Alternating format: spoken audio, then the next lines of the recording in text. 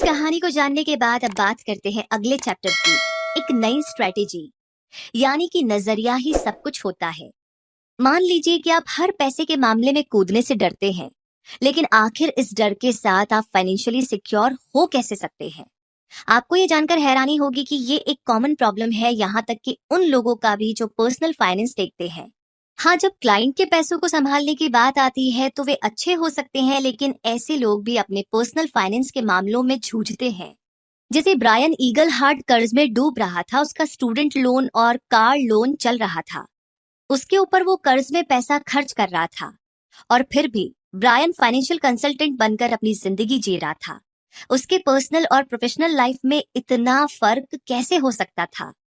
फिर ब्रायन के सामने भी रिच डैड पुअर डैड किताब आई। उसने कैश फ्लो भी खरीदा और रिच डैड ने सिंपल लेकिन असरदार पैसे बनाने के तरीके बताए। इसके बाद ब्रायन ने रिच डैड के रिटायर यंग रिटायर रिच को खरीदा और पढ़ा। इसने उसे एहसास दिलाया कि पैसे के मामले में उसकी क्या कमजोरी थी। उसने पैसों का कंट्रोल अपने हाथों में ले लिया और अपने हालात बदल लिए। अब वो हर महीने लगभग $400 बनाने में कामयाब हुआ था, यहाँ तक कि उसके पास चैरिटी को देने के लिए भी अलग से पैसे थे। तो ब्रायन को एहसास हुआ कि उसे एक्शन लेना ही होगा। अमीर होने के कई मौके थे, इसलिए उसने पोर्टलैंड में रियल एस्टेट की प्रॉपर्टी देखी और ब्रायन ने अपनी पसंद की प्रॉपर्टीज की लिस्ट बनाई। 75 से उसने सिर्फ एक सिंगल फैमिली घर को चुना। उसने इसे 2002 में खरीदा था। बेशक उसने ये सब अकेले नहीं किया। ब्रायन ने भरोसेमंद लोगों से लगातार सलाह मांगी। उसके पास एक टैक्स कंसल्टेंट, एक वकील और एक रियल एस्टेट एजेंट था। ब्रायन ने हिसाब लगाया कि वो 2 साल बाद इस घर से कमाई शुरू कर सकता है। तो इस तरीके से फाइनेंशियल सिक्योरिटी ने ब्रायन की लाइफ को बेहतर बनाया था। उसे अब अपने भविष्य की कोई चिंता नहीं थी। असल में वो अपने फ्यूचर का इंतजाम करने लगा था। ब्रायन के पिछले फाइनेंशियल फैसलों ने उसे आगे बढ़ने में हेल्प करी। शुरू में उसे शर्म आती थी कि उसने अपने पैसों को ढंग से नहीं चलाया, लेकिन इसी बात ने उसे बेहतर करने के लिए इंस्पायर किया था। तो इस कहानी से इंस्पिरेशन लेते हुए अब बात करते हैं अगले चैप्टर की, जो है बेहतर मौके। यानी कि इस लाइन को हर दिन आपको दोहराना है। पैसे के लिए काम मत करो, अपने लिए पैसों से काम कराओ। जी हाँ, अगर आप नादान हैं तो ये कागज का टुकड़ा आपको गुलाम बना देता है। अगर आप डरते हैं तो भी आप इस पैसे के गुलाम बन सकते हैं। आप पैसों की कमी से डरते हैं और आपका डर आपको फाइनेंशियल सिक्योरिटी पाने से रोकता है। अपनी जिंदगी की डोर अपने हाथों में ले लीजिए, सोच समझकर लेकिन बड़े कदम लेने की हिम्मत कीजिए। आपको शायद वो मिल जाए जो आप चाहते हैं। जैसे कि लाइफ के बारे में स्टेसी बेकर का नजरिया बहुत ही खराब था। इस नजरिए की वजह से उनकी सोच भी बिगड़ गई थी। उन्होंने हाई स्कूल की पढ़ाई भी पूरी नहीं की। स्टेसी एक सिंगल मदर भी थी। उन्हें लगता था कि लाइफ कभी बेहतर नहीं हो पाएगी। स्टेसी को लगा कि वो इस तरह की जिंदगी में ही हमेशा के लिए फंस कर रह जाएगी। तो रिच डैड ने उनकी जिंदगी को बदल दिया। अपने ऐसे हालात के बावजूद स्टेसी ने पैसे के बारे में जिम्मेदार बनने का एक रास्ता ढूंढ लिया। वो अपने गाइड के तौर पर लगातार रिच डैड का इस्तेमाल करती थी। जैसे जैसे वक्त बीतता गया, स्टेसी का कॉन्फिडेंस बढ़ता गया।